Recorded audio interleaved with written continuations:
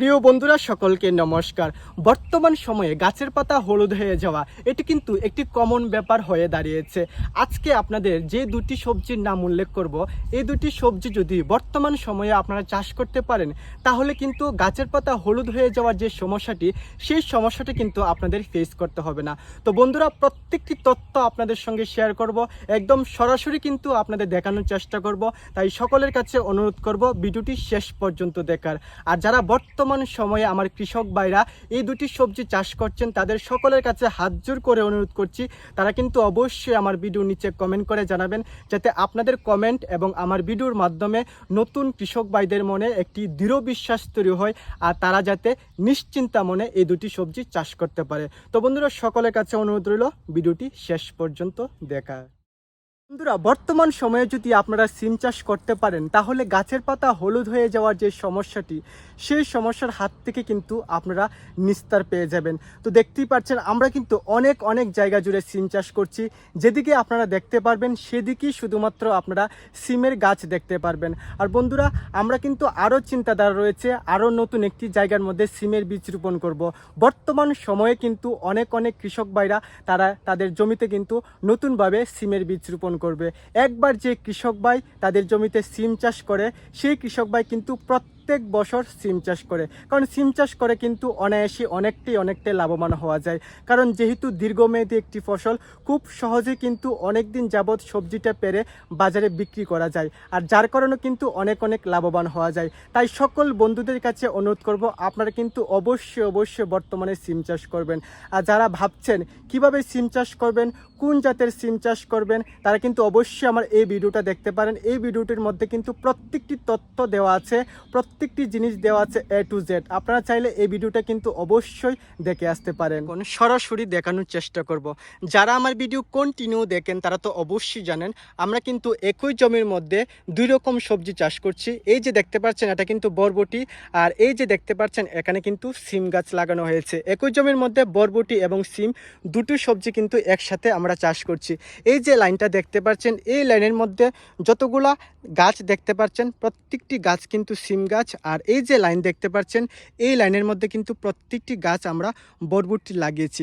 তো বন্ধুরা, দেখতেই পাচ্ছেন বরবটি গাছগুলো কিন্তু দেখতে খুবই সুন্দর লাগছে, আর সিম গাছগুলো কিন্তু দেখতে খুবই সুন্দর লাগছে। আর আমাদের বরবটি গাছের মধ্যে কিন্তু খুব সুন্দর ফুল আসতে শুরু করে দিয়েছে। কিছুদিন পরবর্তীতে কিন্তু গাছের মধ্যে ফলন বা বরবটি আসতে শুরু করে দেবে। কিন্তু প্রিয় বন্ধুরা, আমরা সঠিকভাবে যত্ন করার পরবর্তীতেও জমির মধ্যে কিছু জায়গার মধ্যে লক্ষ্য করতে পারলাম যে বরবটি গাছের এই যে লাইন দেখতে পাচ্ছেন বন্ধুরা, এই লাইনের মধ্যে প্রত্যেকটি গাছ কিন্তু খুবই সুন্দর রয়েছে, কিন্তু একটি গাছের মধ্যে কিন্তু পাতাগুলা হলুদ হয়ে যাচ্ছে। চলুন আপনাদের দেখানোর চেষ্টা করি। তো দেখতেই পাচ্ছেন বন্ধুরা, এই যে বরবটি গাছের পাতাগুলা কিন্তু হলুদ হয়ে যাচ্ছে। এটা কিন্তু মোজাইক ভাইরাসের কারণে কিন্তু এই সমস্যাটি হয়, বা বিভিন্ন ধরনের ফাঙ্গাস ভাইরাসের কারণে কিন্তু এই রোগটি হয়ে থাকে। এই রোগটি যখন একটি গাছের মধ্যে হয়ে থাকে, সেই গাছের সঙ্গে অন্য গাছকেও কিন্তু প্রভাবিত করে এই রোগটি। তো বন্ধুরা, এভাবে কিন্তু আমরা সঠিকভাবে যত্ন করার পরবর্তীতেও কিন্তু গাছের পাতাগুলা হলুদ হয়ে যাচ্ছে। তো প্রত্যেকটি গাছের মধ্যে এমন হচ্ছে না। এই যে লাইন দেখতে পাচ্ছেন, এই লাইনের মধ্যে কিন্তু অনেকটি গাছ আছে, কিন্তু একটি গাছের মধ্যে কিন্তু এই রোগটা লক্ষ্য করা যাচ্ছে। কিন্তু বন্ধুরা, এই সকল জমির মধ্যে যতগুলা সিম গাছ দেখতে পাচ্ছেন, প্রত্যেকটি সিম গাছের পাতাগুলা কিন্তু খুবই সুন্দর রয়েছে। একটি পাতাও কিন্তু হলুদ হচ্ছে না, খুবই কিন্তু সুন্দর লাগছে। তো বন্ধুরা, চলুন একটু শেয়ার করব, যদি বরবটি গাছের পাতা হলুদ হয়ে যায় সঠিকভাবে আপনারা কিভাবে পরিচর্যা করবেন, বা আমরা কিভাবে পরিচর্যা করেছি। তার জন্য কিন্তু আমাদের কিছু পাতা হলুদ হয়ে যাচ্ছে, আর প্রত্যেক গাছগুলো কিন্তু খুবই সুন্দর লাগছে। আপনারাও যদি আপনাদের বরবটি গাছের মধ্যে এই রোগটি লক্ষ্য করেন তাহলে আর দেরি করবেন না, তাড়াতাড়ি করে কিন্তু গাছের মধ্যে এই ওষুধটি স্প্রে করতে পারেন। আমরাও কিন্তু এই ওষুধটি স্প্রে করে আমাদের বরবটি গাছকে কিন্তু সুরক্ষিত রাখতে পেরেছি। আর শুধুমাত্র একবার স্প্রে করলে হবে না, 10 দিন পর বা আপনারা চাইলে 7 দিন পর কিন্তু আপনাদের বরবটি গাছের উপর এই ওষুধটি স্প্রে করতে পারেন।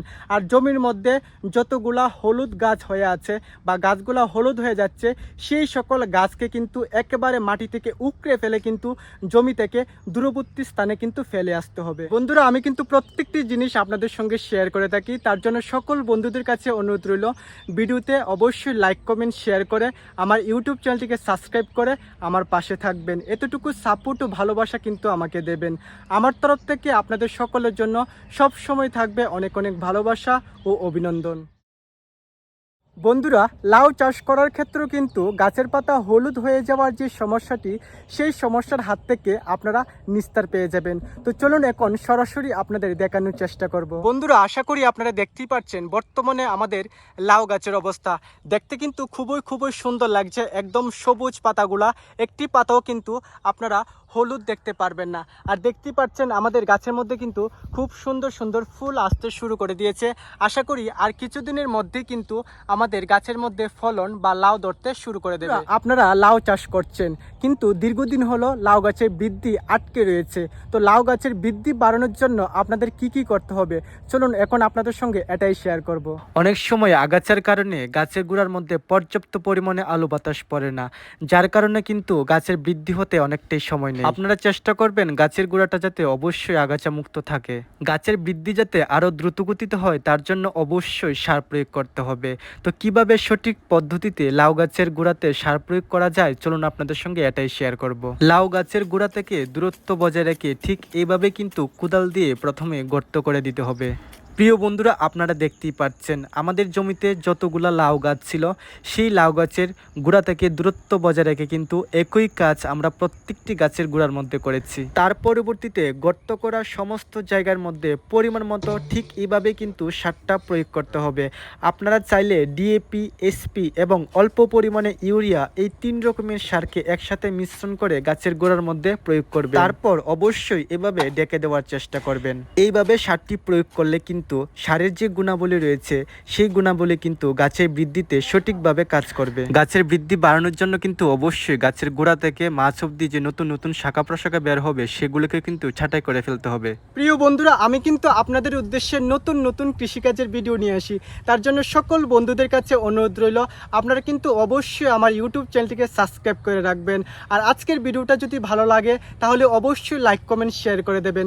বন্ধুরা, অবশ্যই শেয়ার করে দেবেন যাতে আপনাদের মাধ্যমে অন্যান্য বন্ধুদের কাছেও আমার ভিডিওগুলো পৌঁছতে পারে। এতটুকু ভালোবাসা ও সাপোর্ট কিন্তু আমাকে দেবেন। বন্ধুরা, সকলকে নমস্কার জানিয়ে আজকে বিদায় নিচ্ছি।